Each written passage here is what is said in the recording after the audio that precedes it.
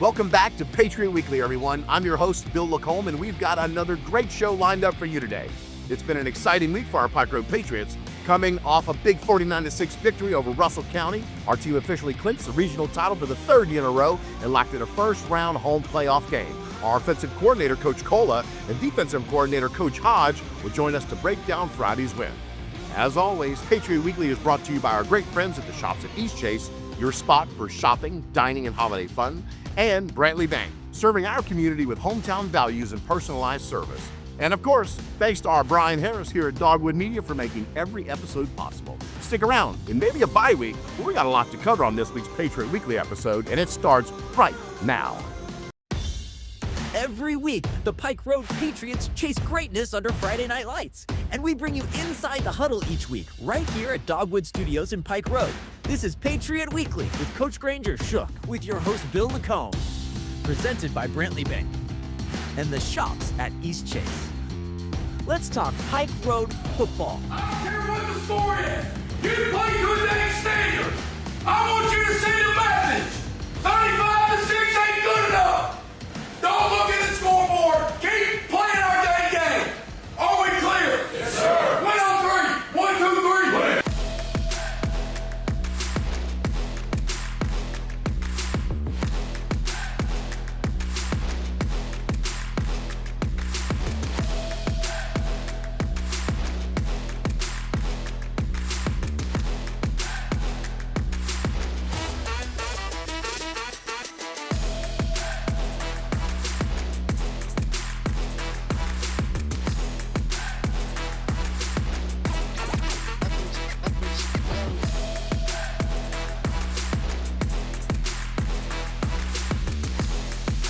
Hey, Patriot fans, welcome back. And let me tell you, I am fired up for today's show. We got none other than Coach Cola, Coach Hodge in the house.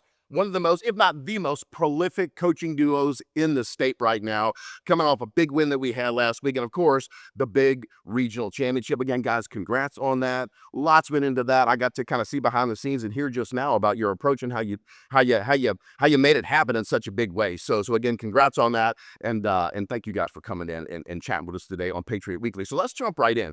Coach Cola, we'll start with you. Offensively, it looked like everything was really clicking on Friday night, man. What stood out to you about your guys' performance, man? Well, offensive football is about execution. Sure. And I thought we executed our game plan very well. It was simple. We lined up in our short yardage package because we wanted to impose our will and see how they would handle it. Yeah. And when we scored on the first play of the game, especially getting in Braylon Outlaw's hand, and he went on the first play of the game, we knew we had something special. Yeah. They really never adjusted to it. We have different, ways to go, strong side or weak side. Mm-hmm. We didn't feel like they adjusted to it. And so, we put some points on the scoreboard, and that's what we need to do to get a big region championship. Yeah, we call that the short yardage package that you ran. Is that what we're calling that with because it looked a whole lot different to a lot of us, right? Yeah, we just say we're gonna get our short yardage package. We have our guys know who's going in and who's going out. We have a rotation that we work all week to make sure the guys that we want touch the football are touching the football. Gotcha. And I want to touch on this too. I think if you don't mind talking about this, you ran 3 different plays in that first half, right? Basically, yes. That's it. You know what I mean? Yes. Football's not hard. Don't make it hard. I love that. Yeah, I love that. It's not hard. Don't make it hard. Guys, and I'll talk to the both of you here. Can we talk about Braylon Outlaw for a second, y'all? Well, I'll talk from an offensive perspective. Okay, there's a reason why he's going to play football at Tennessee. I mean, he's an SEC football player. He's a talent. I mean, he runs mean, and he runs like he has got something to prove. Yeah. So when you're able to do that and put the ball in his hands, great things will happen from an offensive standpoint. Yeah. Coach Hodge, talk about defense, my friend. Man, I've been blessed to coach this game for a while now, man. Yeah, he is by far the best linebacker I've ever coached. Wow. Oh my gosh. Yeah, he is next level. He has that attribute. He's like a coach on the field. And he actually is one of those kids that come to the sideline and say, "Hey coach, what do you think about this?" And you're like, "Hey, that's actually a pretty good idea. That's pretty cool." Yeah, he is like next level, man. Like it's crazy. But you can also see like he's a student of the game. It matters to him. And of course, and our kids see that too, so they rally around him. So yeah, it's kind of really good to see because I've been here with him since the sophomore year, and he is still very quiet. Yeah, but he's come from this little, 9th, 10th grade that he was so quiet or whatever. Well, now he's the most vocal guy, and everyone just gets behind him, man. He is a special talent. Man, I tell you, we're blessed to have him on both sides of the ball. Let's keep talking about defense. Holding Russell County to just 6 points, man. I mean, they were averaging like 40 points a game. I mean, something like that. So look, they only scored 6 points. What were some of the keys to shutting them down the way that you did, man? Well, man, they were very, very talented. The quarterback, they had 2 big-time Division I receivers or whatever. We liked our matchups. We have a special group defensively, man. Our kids have bought in, to what we do defensively and the way we do things. So I was very proud of them for executing. Yeah. We've been very blessed all year. We've only given up, after winning the region, we've only given up 3 touchdowns at region play, which was very, very good, very impressive. I think that just says a lot about the kids. Sure. And the buy-in, the execution. A lot of our kids, they take it personal whenever we give them a touchdown, right? Yep, they're coming to the sideline after we gave that one up or whatever, and I'm sitting here thinking in the back of my brain, like, man, they're pretty high power on that side. We got to just, continue to execute, but then our kids say, hey, they're not scoring again, and, they didn't. So very proud of them and the way they responded and, the way we continue to play, and we're looking forward to bigger things down the road for sure. We're going to need it. We are going to need it. Bigger things down the road, indeed. I mean, we were talking before the game. Before the show here. We have an embarrassment of riches of talent. Not just Braylon Outlaw. We could go down the list on both you guys that say, hey, look, I'll take him on offense. I'll take him on defense. So it's such a blessing to have that. And again, have that mindset like you're talking about, Coach Hodge, when they come to the sideline and go, that will never happen ever again after a score. That's a big deal. So you guys played both ways all night. Yet our guys don't look gassed. They don't look tired, So how is that possible? I know what you guys who you're going to give credit for that. There's no doubt there's only one man to get credit for that. Stuart Lowry, Coach Lowry. Yeah, Coach Lowry. Yeah. Yeah, he takes it serious, and we talked a little bit just then. I mean, he's been at really good places, and he takes it very serious. Not only just our strength conditioning, but like our hydration. I mean, you think as many waters and Gatorades and all the concoctions that he's getting to our guys, but I mean it's important because we can't have guys that have cramps, and we can't have guys to come out in games because you never know where those 1 or 2 plays are going to be critical. Sure. And our guys, I've not seen our guys cramp. I've not seen our guys, wilt at all. But honestly, I mean, a lot of credit, almost all the credit goes to Coach Lowry and the strength conditioning. I hear you. I'm not going to let you guys get away with that. I'm going to try to give some credit to both of you guys here. So, but do you guys work together on that? Like when okay, we got guys going both ways here. Are you communicating at all during the game going, hey, look, we're going to slow it down here? Because typically high-powered offense, always rolling, play after play after play, high tempo, So how do you guys kind of keep the guys in the game and keep them from doing this number right here? You know what I mean? Trying to recover. Well, it takes planning. I mean, that just doesn't happen on game night. We meet, long time on Sundays, they're texting on Saturdays, whatever, and we know he's like, hey, I need so-and-so this week, and I'm like, hey, I'm probably going to need so-and-so. So we have we have a great communication on Sundays, and we have a plan. Hey, during this period, you're going to get these guys. During this period, we're going to get those guys. And then we also, we're watching their pitch count on, during the week and on Friday nights. Hey, Outlaw's got this many touches, or Jordan Holmes or Poe or whoever. Yeah. So, but hey, look, let's slow it down offensively, so to speak. Let's huddle. Let's take their offense, Friday night off the field, and let's continue to pound them. And we have rotations substitution patterns where these 2 guys are going in for him. So they're not getting gassed, so to speak. Sure. They're able to get sideline coaching as well as hydration. So, from an offense standpoint, I know that's kind of how we collaborate and work together a lot during the weekend on Sunday. Sure. Hodge, what's your perspective on that, man? Absolutely the same thing. I mean, we do a good job of identifying who our best players are. I got on staffs before that we say, well, this kid's just an offensive kid. This kid's a defensive kid. Shoot and brought it in and say, hey, man, we're going to play the best 11 whenever we got to have them. We've done that the last 3 years. So we kind of like what he just said, we'll say, hey, look, I got to have Poe this week. I got to have Jordan this week. I got to have VJ at D-line this week or whatever against Opelika or somebody like that, Whoever the opponent is, just getting our best 11 on the field, that gives us the best chance to win. So, we do a good job of communicating that and knowing, hey, during this period, that's kind of, I would say it's the hardest thing sometimes. It's like, hey, I really need to steal these reps during Indy or while we're an inside or when we're going to skill. I really need this bunch here, but we've done a really good job of that, and luckily it's paid big dividends for us. So, Have you guys coached together before? No. Wow. So this was your first year? Yes, sir. Wow. A lot of mutual friends. Yes. They're mutual friends. Yeah, I'm sure. Going back to the sharing athletes, there's no ego. Of course we want to win, but if we got to win a game 3-0, I could care less. Right. And if we got to win a game, I'm sure 49-48. I know that we would not want that, but still we're for each other. We're for Pike Road. Even though we are offensive defense coordinators, we're for one Pike Road. And, working together like that, I think you can do a lot of things. Yeah. we're blessed in this community. I mean, just to have coaching staff like you guys, and just to have the mentality that you have, the riches, with the talent that we have, and of course, Coach Shuck. So let's talk about Coach a little bit. So how much does Coach kind of lean in on the two of you guys when it comes to letting you just do your jobs?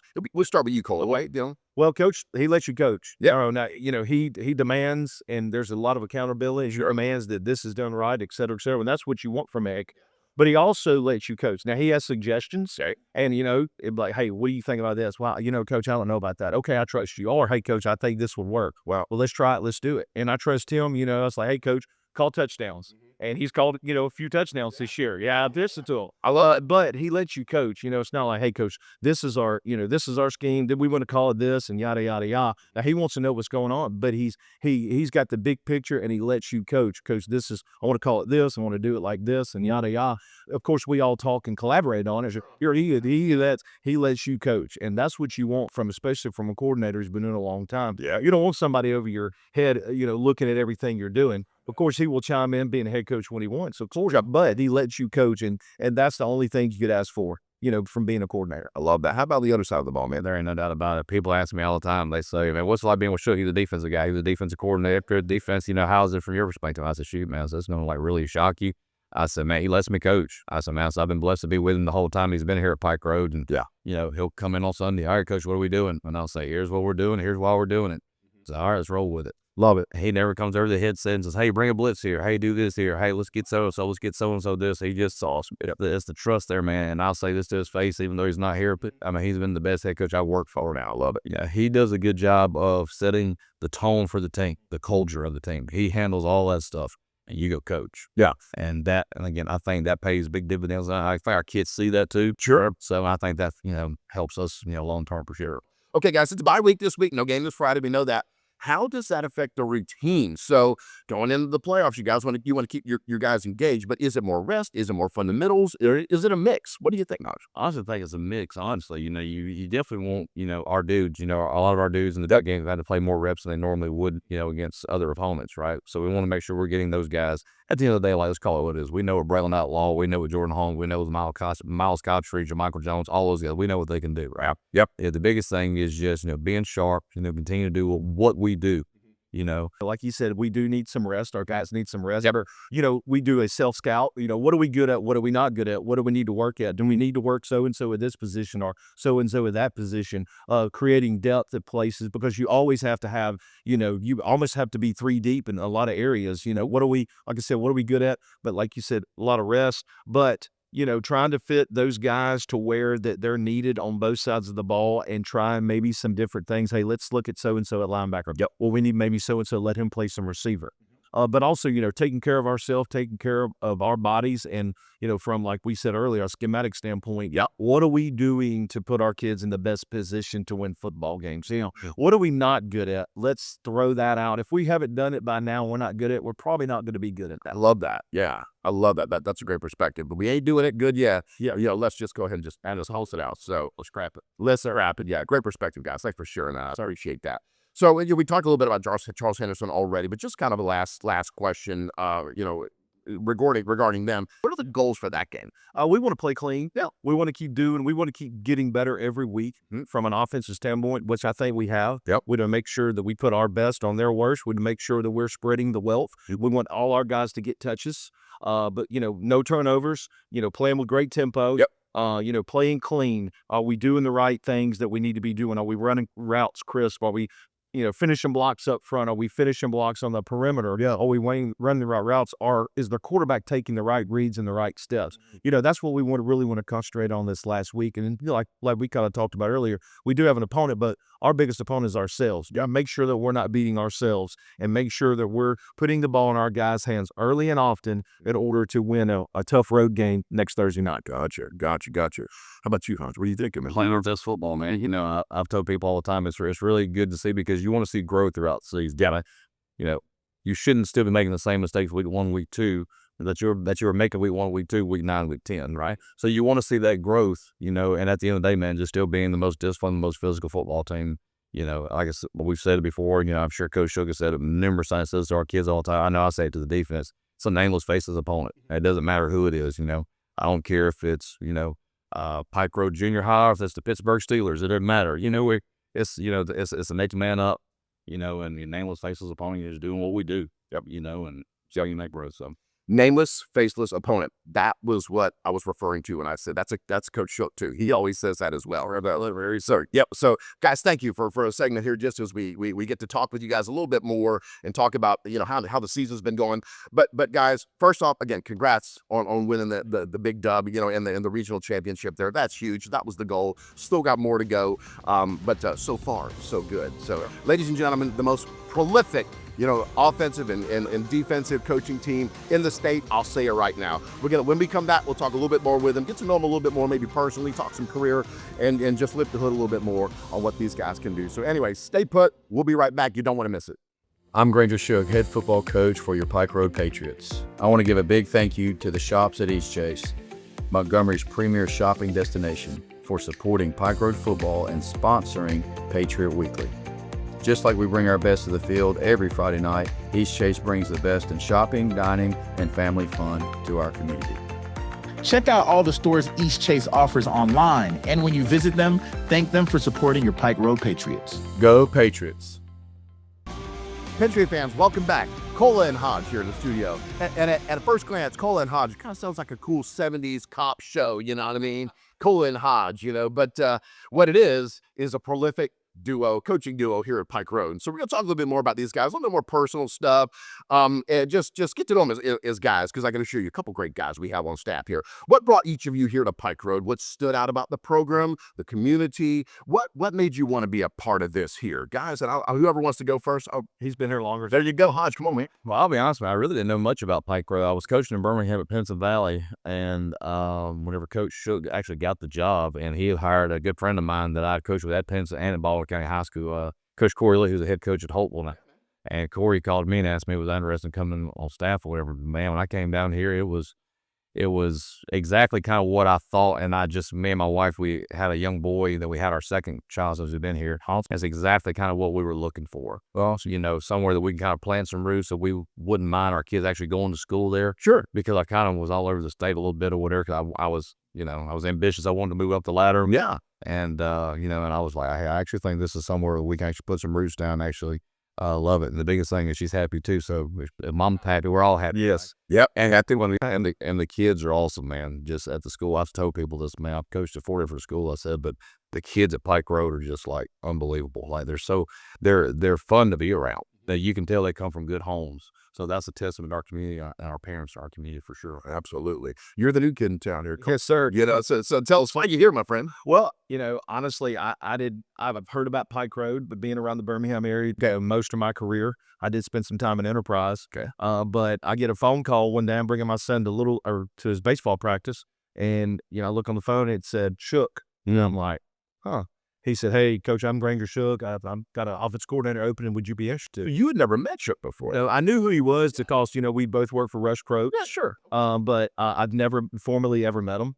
But I get a phone call from him, and he says, "Hey, will you come down and interview?" So I said, "Yes, sir." And he put on an email, "Be here at 8:00 in the morning." I'm like, "Okay, that's a good 2-hour drive from my house." And I said that that's okay. I like that though. So I made sure I was here early and ready to roll. And we interviewed for about 8 hours one day, and go eat lunch. And but it was fun because he was thorough. Yeah. You meet people like that, this is not happenstance. I'm trying to find the best fit. It's not usually scheme, it's usually fit. Okay. Of course it has to do with scheme, but I thought he thought I was the right fit for the job. Mm-hmm. So he offered me the job the next day, and I said, "Coach, I'm a good Catholic boy, and I say my prayers, and I said, give me 3 days of prayer and fasting, because I believe that." He said, "Coach, I'll respect that." Yeah. So my wife and I, we had talked, and my wife was a retired school teacher. Like he said, let's research the schools. And, because the number one thing, you want your kids to be happy, you want your wife to be happy. You want them to be in a good place. And my wife is actually from Prattville. And so we had heard some really good things. And some of her sorority sisters from Troy live in town and actually work at the intermediate school where my son goes to school now. Okay. And so it just all worked out. You feel you have to have a comfort level. And so it was just comfortable. And also it doesn't hurt that we have some really good football players. Yep. And Coach Shook is like, "Coach, this is what I'm looking for in a schematic standpoint." And I think it just married up what we wanted to do. He wanted to spread the field, use 53 in the third, like I wanted to do, kind of like a lot of the colleges are kind of doing, Mississippi State, Tennessee, South Florida, things like that. But really push the tempo. We got athletes, let's put them in space. Let's get people tired and push the tempo. And I said, Coach, this is it for me. So, I remember, taking the job and kind of traveling back and forth in the spring, and we didn't make our move here until July, but it's just been fantastic. We've had a fantastic year. It's also been fun to be around a lot of really good coaches like Coach Hodge and Coach Shook and our coaching staff. Yeah. Let's talk about the interview process, if you don't mind. So you said that 8-hour interview, and I'm sure, Coach Hodge, you could probably say it's probably darn near the same for me too. But what is that interview process like? Look, I'm a banker, and our interview is not the same as y'all. So if it takes 8 hours, are you guys putting up film and going, is he going, what are you doing here? What's your response here? Is that what it is? Picking your brain a little bit? Yeah, it is a little bit of that, but mainly, all right, Coach, here's the deal. Like get to know all that, kind of like, what is your philosophy? What are you trying to do? We've got this kid and that kid. How can we exploit the defense? How can you use a Jordan Holmes or a Poe or Elias, et cetera? Sure. A lot of times the number one thing is they want to talk, hey, Coach, protection, run game, especially from more of a defensive minded head coach. Coach, how are we going to run the football? How are we going to practice physical? How are we going to protect the quarterback? How are we going to do this and that? And, and protect maybe our weakest spots. And then it kind of goes to like more of a passing game. Coach, tell me about our screen game. What do you like to do on third down? What is your game planning process? Things of that nature. Coach, what are you going to do when it's 4th and 3 and the game is on the line? Yeah. Things of that situational. Just, knowing that and knowing that this guy's called plays in big games and tough moments, because if you've never done that, you get kind of nervous, you might call something you're not used to do it. So, I just think looking for guys like that, look for guys with experience. And I think, during a interview process, that's what because I've been a head coach before, that's what you're looking for. But like I said earlier, it's got to be a fit. Does this guy fit what we want to do? Does this guy fit our staff? Is he going to fit into our staff? Yeah. Because the worst thing you can have is have a bad fit, because it doesn't matter. It ruins everything. Sure, it's like a cancer. Yeah, absolutely. Yeah. Was it different for you, Hodge, or the same thing? No, mine was actually a lot different because I was just a position coach. I was just a position coach. So I was kind of like, it's funny to look back on now, I was pretty much interviewing every day the whole year, our first year together, and I guess I didn't even realize it. But I was just our DB's coach our very first year or whatever. Of course, we made a deep run, beat some really good teams. Won the semifinals, played Saraland. Our defensive backs led the state in interceptions. Wow, 23 interceptions up the year. So all players. We had some really good guys on that back end for sure. Yeah, you did. But then, of course, our defensive coordinator, Corey Lee, actually got the job of hopeful or whatever. And, I told Coach Shook as soon as it happened, where I said, hey, if you'll consider me, I would really love this job. Awesome, man. Me and him met the next morning or whatever. And here I am. So you are. I was pretty much interviewing every day that first year. I guess I didn't even realize it, but it was great. He's been fun to work for. He's been really good to me and my family, and just much community he has. So it's been a true blessing. Just happy to be here for sure. I love that. Everybody always says great stuff about Coach. Let's talk a little bit more about the culture here. You mentioned that he's got culture. That's kind of his thing. You guys just worry about you coaching the ball. Yeah. You know what I mean? So. How would you describe the culture here from your perspective, where you sit, that Coach Shook has kind of, I guess, installed here, if you will? Well, I'll start if that's okay. Sure. The thing that really flipped it for me is, we had spring, but it was I wasn't here all the time, and they're kind of traveling. We went to Holtville to do an OTA right before, I think it was the Thursday before July 4th, where a lot of people's minds, they're getting ready. Let's go where am I going to go to? I'm going to go to the lake, to beach, yada, yada. Yeah. I know a lot of kids, coaches, kids, everybody, kind of in the back of their mind. So we go travel up to Holtville. We do a 2.5, 3 hour OTA. We get back, and, I'm used to, look, we're going to pack it up, let the kids roll. No, we were in the weight room doing a 5-round grind in Coast Lowry, and there was more energy in that weight room that day. Boy. And I said, these kids know how to work. This culture here, and I told Coach, the culture up here is different than anywhere I've ever been. As I've been places, come on, I mean, really, Coach? Or, hey, Coach, I'm going to can I ride with my parents to the beach and all that? I mean, it was no nonsense. Show back up. It's probably around 11:30 that day. And we got a good 5-round grind in. I got a really good lift in. Love that. And then everybody went to their 4th. But that right there told me everything I needed to know. Wow. Yeah, he would have told me everything too. Yep. Yeah, absolutely. He hit the nail on the head, man. These our kids know how to work, but I think it starts in the weight room. I really do. Yeah. He'll probably tell you this story. Whenever he was interviewing and he came in, he was kind of asking my perspective. I'd already been here 2 years. I said, I'm just gonna be honest with you, Matt. I said, our kids know how to work. I said, and they're very enjoyable to be around. Yeah. I said, so you'll see it. I said, so, most of the time, even though Coach Lowry may have on the board, this is, you're doing 5 reps of this or 10 reps of this or whatever it is. I told him, I said, just really watch. I said, especially our dudes. I said, they're doing every rep. They're not skipping rep. They're doing everything they're supposed to do. Wow. So, yeah, that's exactly what it is. But it starts there and then it's kind of trickulates down, And, but I think that goes back just to the tone the coach sets, man.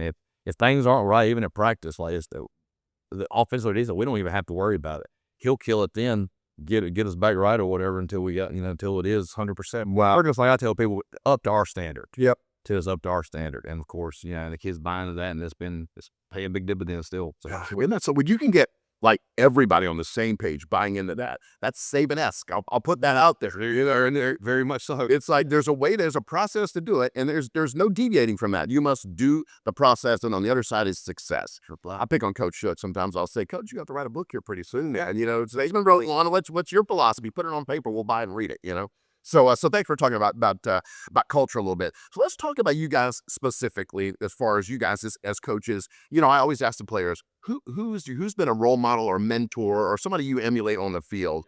But what like? Is there some other coach or somebody that you guys are like, this guy really inspired me? What do you think, Cole? Well, I first started coaching at Simmons Middle School, which fed Hoover High School. Okay, and that's when they hired Russ Probst. Okay, but they also they also hired a guy named John Gross, who is the senior offensive analyst at Clemson, but he was the head coach at Jacksonville State University. Okay, he was at Moody High School in Oxford and Spain Park High School. Okay. Well, Coach Probst was great. I was a young little whippersnapper, and I remember telling my dad they said I could go sit on meetings. He goes, son, they don't even need to know you're there. So I sat there in the corner like this, and I just soaked up. That's when nobody was really throwing the football, and they had the air raid offense, and they were throwing the ball around, and I was just enamored. Wow. So I would sit there, and Coach Probst was really good to me and let me be around it. But then I really got to meet Coach Gross, John Gross. Sure. So then a few years later, when he was hired as the head coach at Moody High School, I called him up every day for 2 months. Coach, this is so-and-so. And he finally said, look, man, come see me like at the end of May, early June. Yeah. So I went in there and I interviewed him. He said, hey, I'm going to hire you. I said, well, Coach, what I'm going to do? So you're going to coach my quarterbacks, be my offense coordinator. I'm going, oh, my God, boy, I have hit jackpot. Yes, indeed. And I just soaked it in. Just the knowledge from offensive football, but also he was a successful high school head coach. And not only that, learn how to be a good dad and a good husband, because that is so important in our business. Yes, sir. Our wives are just, they're saints, and they run our homes without us, and even our children don't get to see us a lot during football season. But seeing him how to manage that, I was able to go spend a lot of time with him in his house. Wow. And then, I was also able to, follow him when he left me to go to Spain Park, and then I was his offense coordinator, at Oxford High School. And, he moved on to be the offense coordinator for Bill Clark at Jack State, and then moved on to be the head coach, and now he's at Clemson. Wow. So just learning from him how to manage a staff, and to manage a budget, dealing with booster club, quarterback club, things of that nature. He's one of the best guys I've ever been around, and I cannot thank him enough for allowing me to be around and soak it all in. Man, that is so cool. How old were you when you knew, man, I want to do some coaching, man. This is what I want to dedicate my life to. When I was young, I mentioned when you were young. That's what when I will show you. I remember getting the newspaper, the Birmingham News, the actual newspaper when I was for Christmas. That was a subscription. And I would never forget, man, running to the mailbox. Now, we grew up in the country now. Yeah. I didn't have cable. No. I've listened to games like Alabama basketball on the radio. Yeah. But then, open up the sports page and look at it all, like who's winning, who's in the standings in the NBA or Alabama and all. And I was just enamored with sports. Cool. And I thought about, maybe going to law school. I worked for an attorney for a few years, and because he was a family friend, he's like, I think you'd be a good attorney. You can talk and this, that. And I thought about doing that, but I was coaching on the side while going to college. Sure. And I just said, you know what, man, there is something, and we said, and I've heard somebody say this, it's a high you can't buy. There's Friday Night Live. Oh boy, how is man? There is nothing like being in the locker room or being on there on Sundays and just grinding with your coaches to come up with a game plan, and you get to go against good coaches and be around people, but the whole thing, to mix it all in, is about relationships.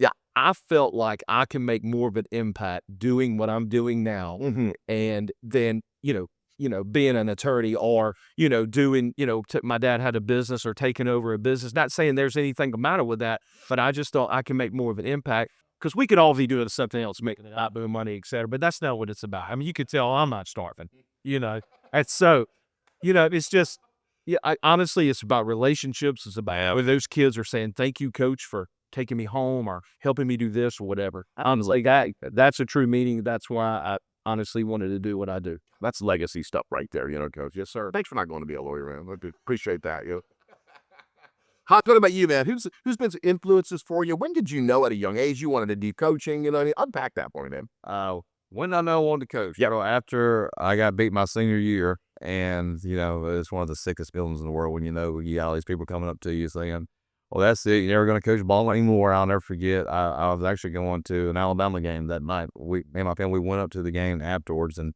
everyone's saying that it's over. You had a good career. You were this, you were that, all this stuff. I remember that stuff. It finally came to my brain. I was like, I'm sick of these people telling me when it's going to be done. It'll be done whenever I want it to be done. There you go. Right. And I got into coaching, and now I said, whenever I get sick of it, I'm over it, and whenever I'm not making a positive impact on people's lives anymore, I'll step away from it.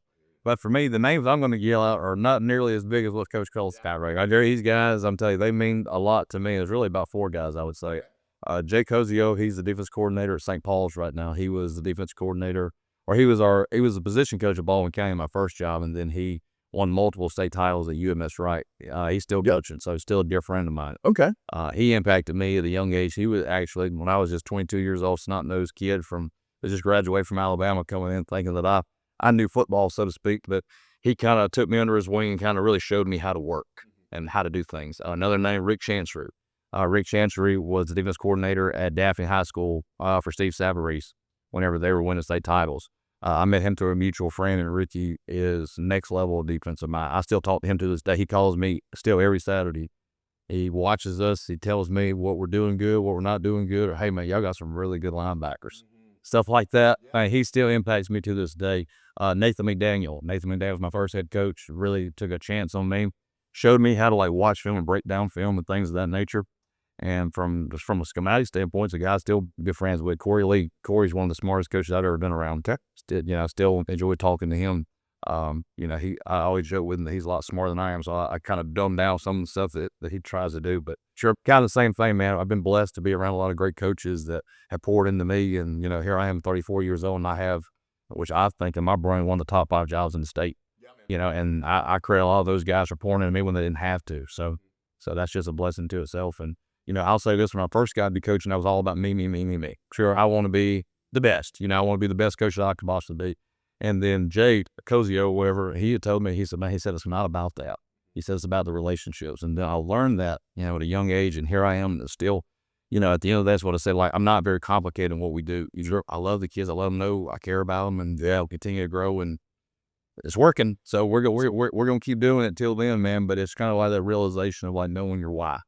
Of really what it is. And, and I'm a firm believer in this. I don't think the Lord makes mistakes. I tell people all the time, the people that are in our lives, I'm like, guys, I'm not a Pike Road by accident. And just like you and I have not crossed, paths by accident. It's all designed. And we just don't even realize it, right? So it's a blessing into itself. It really is. You guys both said this about relationships. I mean, is that what makes you really good coaches? Did you get guys to buy into you because you're buying into them? And is that what it is, guys? I mean, is it truly the relationship? I mean, 100%. Yeah.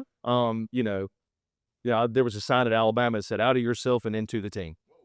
And that's what, we sacrifice from a family standpoint. You said it, your wife and kids. Yeah. But we're pouring into our other kids, is what we say. Oh, your other kids. Okay. And those kids know that we care about them. Yep. And they know a phony. Kids know that, this guy's trying to do this, or he's trying to move up and all, which it happens in the coaching world. Everybody, I mean, you're going to move around, and that just happens. But I think if you truly care about the kids, and like Coach tells them all the time, we love you. Discipline is love. Discipline is love. And sometimes we do have to discipline, but we do love them, and we do pour into them. And, there's a lot of kids that they know, like, Coach, I'm broke down, I need $100 or whatever. We would do it for them. No questions asked. And even from a coaching standpoint, I mean, a lot of times, your best friends are the guys that you coach with. Or my wife's always like, well, who are you on the phone with today? And we're always talking about this or that, or we're like, hey, how do you attack this or that? But it's more about, man, how's your family? And when you would go to coaching clinics, we're always hanging out with one another. So, I mean, it's just a big fraternity. It's so much fun to be a part of being an Alabama high school football coach. I mean, that's a big deal. And that's something I don't take lightly. Sure. he just said one thing he just said right there, like so many times, like my wife, she has like a way better job than me that makes way more money. Sure. Right. But it's so funny, like when I meet like some of her clients or people of that nature, and I tell them I'm a high school coach, man, they instantly get excited and want to talk to me. It's neat. And I tell people all the time, and he hit on earlier too, like, unless you played, you don't really understand that high, what comes with it. It's one of those things that, you can't put a price tag on that. It's still, even to this day, I still get the jitters before I walk out there, whether we're playing in a big playoff game or we're playing against a game that, we know we should handle. Yeah, it should be pretty easy. Yeah.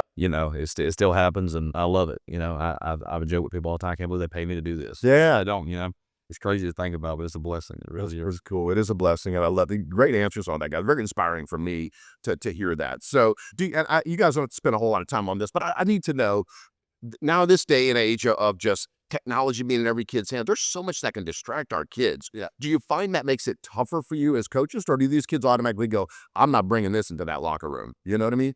Well, you can go ahead and start, Coach. Yeah. Like, what do you? Well, I try to follow all of them, so I try to monitor what they're doing. Good for you. Okay. Good. Yeah. Hey man, take that down. That's not our standard. That's not the way we do things. Yeah. And typically, but again, I think our kids understand that, so it's not really. I would say it's an issue here, but I've been around.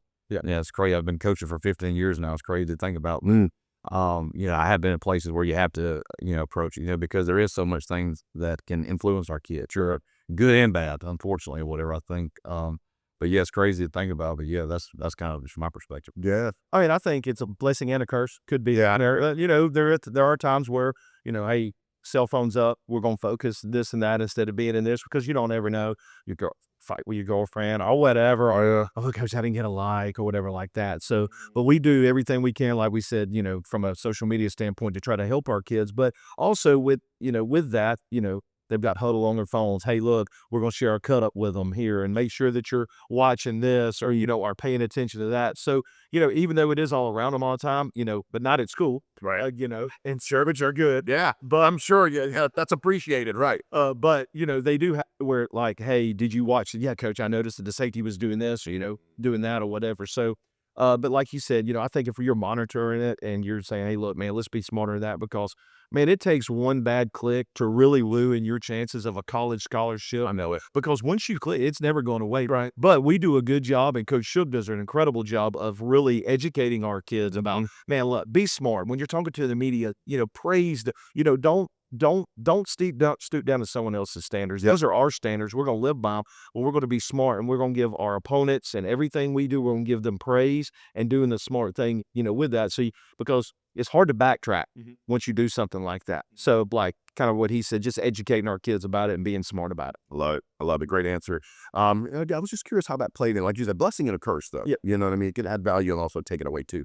Let's stay with you, Coach Cole. What's the most challenging part about building a consistent rhythm just week over week? Just keeping that wheel turning, man. I think finding, like I said earlier, putting our best on their worst. There you go. When we watch film, we've got a base offense, and we're not going to change for anything.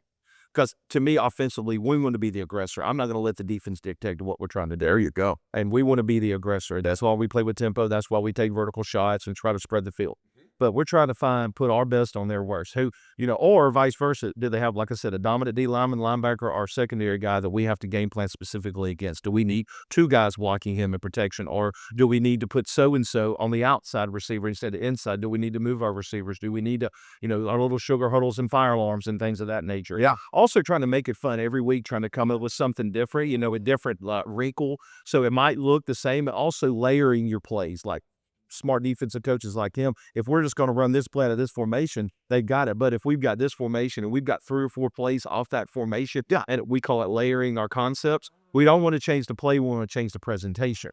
So now, like, they're running this run. Well, we're play action, and now we're running over the top. Oh, we might throw a screen off. Or we might run a boot. So we're trying to layer our play calls and get our best on their worst all at the same time. But that's what we do on Sundays. We're trying to say, how many touches can we get to so-and-so or so-and-so?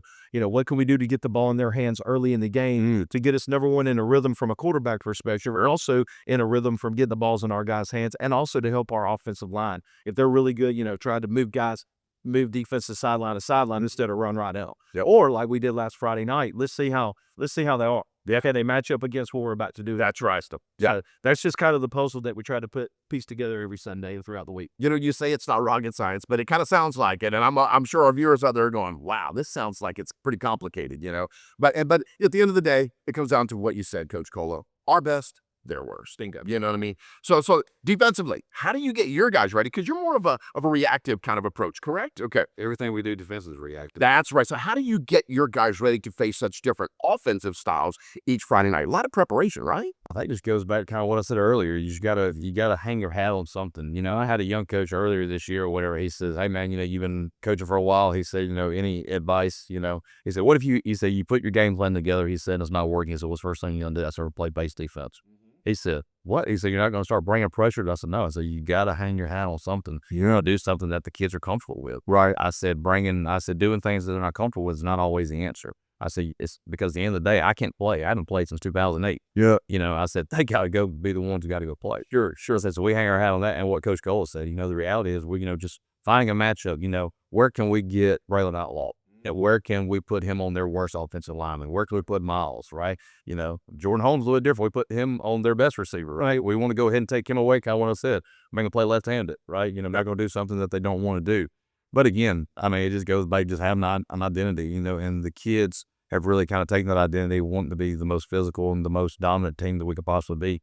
And of course, you know, we tell them every week or whatever, you know, even though it's great, we celebrate, you know, 24-hour rule. We got to flush it, move on to the next thing. That's right. Yeah. Even the good, got to get rid of it, move on. Can't dwell on it, man, because I promise you, people, they know who we are here at Pike Road. Oh, yeah, sure, we're going to get their best every week. So we have to approach it that way. So what's the most rewarding part of seeing your schemes and preparation come to life? Like a cool play, you're like, let's throw this at him. And you're like, oh, that worked. You know what I mean? Well, I think that when the kids are successful. Yeah. And then we're successful after the game when we got one more point than them. That's what makes a racer. You know, but like, you know, coming up with a trick play or doing something, it's rewarding to know that, you know, what you put in, not has nothing to do with me. Yeah. The assistant coach, the other coaches, and then, you know, the kids, and knowing that, hey man, we've worked this all week. Our plan is working, because when you do that and the kids see that and it works, then those kids are going to buy on. I was going to say that's and when they have confidence, when our kids have confidence, I mean, we're very hard to beat. Yeah. And that's what makes it rewarding to me, to see our kids execute something that we've, you know, put the ball in their hands or done something or whatever. And then when they score a touchdown or make a big play, to see the smile on their face and be excited on Friday night. That's the most rewarding part to me. God, that's really cool. Hodge, what's your take on that, man? Because I'm being, like you said, you're being reactive here. So, but you're still pulling stunts and schemes and blitzes and all. I mean, so much goes into that. So tell us about your perspective. Well, we'll tell them too. We're like, hey man, if you'll do this, you know, we watch enough film. You know, our coaches do an unbelievable job. Yeah. You know, of breaking things down and thinking where we can exploit matchups and things of that nature. We'll tell the kids, if you'll do this like we're telling you to do, it'll be there. I'll give you a prime example. And you know, I can't speak for Braylon or Jordan or any of those guys, but like first game against Prattville, I told Jordan, and whenever they got in that trip, said that the month 3 bubble. He picks it off. Yep, or a touchdown or whatever. I told you. I said, man, if you'll do it, I said, you'll have a chance for interception. Same thing with Braylon the other night. You know, we moved him to play a little bit outside linebacker. Cheryl like spread the ball around. I said, hey, when they get in that set, I said, if that guy bowls, I said, that slant's coming right behind you. And sure as heck, there he came, and big 6. Wow. Yeah, it's just fun to see that because they trust you. You know, but again, that's not something that just happens, you know, just out of the blue, right? That comes back to their relationships with them knowing, hey, I poured into a lot of those guys that are playing for me right now. Got the last 3 years, so they know me. Sure. You know what I mean? So you know, that's exactly right. They trust me. So if I tell them, I say, hey, this is what's going to happen. And if you don't do this week, if you don't lock back in, this team could beat you, you know, or, you know, this guy, you know, if we don't have our best game, this guy could run crazy for, you know, 100, 200 yards if we're not, you know, doing what we're supposed to be doing. Yeah. But it goes back to just trust relationship, man. You know, I feel like we've said that a lot on the show, but that's really what coaching really kind of boils down to. Can't say it enough. Last question here for you guys. When you think about this year's team and what makes these guys real special, because clearly this is a special group of guys. Yeah, special coaches. I mean, like the community, everything is just, you could just kind of see everything kind of line up going, this is a real special year. And I'm sure you guys probably knew that for a while now. But when you think about all that, what makes the team special and what stands out the most to you about this season and just how it all came together so far? I think that our kids are selfless. They are selfless. Like I told you the other night, you know, we had a couple kids offensively that play a lot because kind of what we were doing. They were as happy as they could be. And when they had their opportunity to get in, they made the best of it. But they were high-fiving. They were smiling.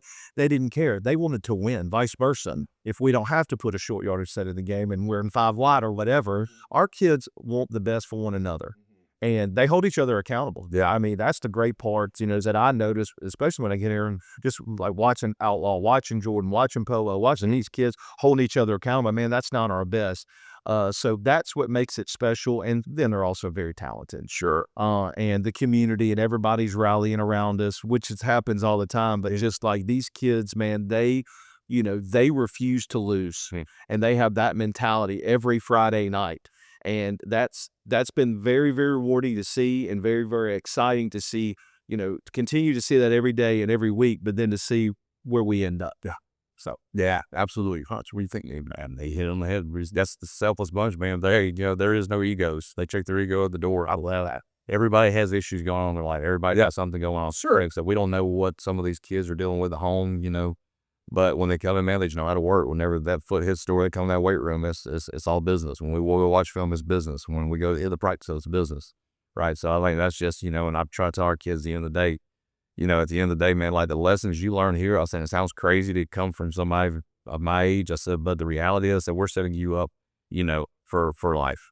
You know what I mean? Because at the end of the day, man, the Bible talks about, it doesn't talk about if it happens. You're going to go through trials and tribulation. Amen. But the tough, difficult things that you go through, football hopefully are going to pay, are going to help you whenever you go through those trials and those tribulations. When, you lose a parent or you're going through a hard time at your work or something of that nature. So I try to tell my kids that, but again, it kind of goes back full circle again. Relationships, there's no way that you care, right? So, but they're special, man. They really are. I've been blessed to win one in 2020. Yeah. But, man, there's a lot of similarities in that team and what we have here. Wow. I'm very. Guys, can't thank you enough for swinging by, man, stopping by to visit with us and chat with me. I'm so glad that, like I said, I've been telling Coach, man, I've got to get Cole and Hodge on here, so it's been good to get you guys in and talk ball, but also just talk about you guys as just guys and coaches, and we're hearing that you love your kids. You want to pour into these kids, and this is part of your legacy as well, And at the end of the day, you both do a great job at your jobs. So the most prolific offensive and defensive coaching duo in the state. I'll leave it at that. Guys, again, congrats on the big win. Got a lot more work to go as we head deep into the playoffs and looking for a state title. So, folks, we'll be right back. These guys are awesome. I'd love to have you guys back later in the season once we win state. How about that? Absolutely. I hope you're right. There we go. Right. We will say it and make it so. We'll be right back, y'all. This week's Patriot Weekly is proudly brought to you by Brantley Bank, your community partner in Pike Road. I'm Ray Kaiser, your Town of Pike Road president. We're located right outside Public on Vaughn Road. At Brantley Bank, we're built on hospitality. We made banking easy, local, and welcoming. So whether you're saving for something special, managing your business account, looking to make a loan, or just stopping by on the way home from the store, Brantley Bank is right here for our Pike Road community, bringing hometown pride to the end zone. Hey, that's going to wrap up this week's Patriot Weekly episode. A big thanks to our guests, Coach Cola and Coach Hodge, for joining us today in the studio. Remember, it's a bye week for our Patriots, but we still need to see you Friday night at Froggy Bottom for the Not a Drawdown. Check out the Pike Road Football socials for more information and a link to buy your ticket. It's going to be a lot of fun out there Friday, and we'll raise some money to help support our football team through the playoffs and beyond. At Patriot Weekly, we'll be right back here next Wednesday with another great episode. Coach Shook will be back with us to preview our final regular season matchup against Charles Henderson. Until then, I'm Bill Lacomb, and on behalf of everyone here at Dogwood, along with our sponsors, shops at EastChase and Brantley Bank, thanks for watching, and go Patriots!